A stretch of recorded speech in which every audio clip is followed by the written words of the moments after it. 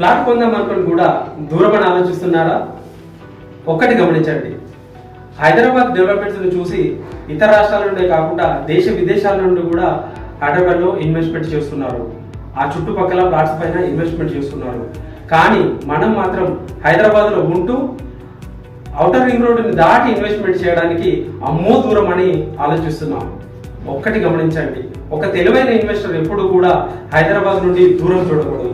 మనం ప్లాట్ తీసుకోబోయే వెంచర్కి దగ్గరలో ఉన్నటువంటి డెవలప్మెంట్స్ని చూసి, రాబోయే డెవలప్మెంట్స్ని చూసి ఇన్వెస్ట్మెంట్ చేసుకున్నట్టయితే అతి తక్కువ టైంలోనే గొప్ప రిటర్న్స్ని తీసుకునే అవకాశం ఖచ్చితంగా ఉంటుంది.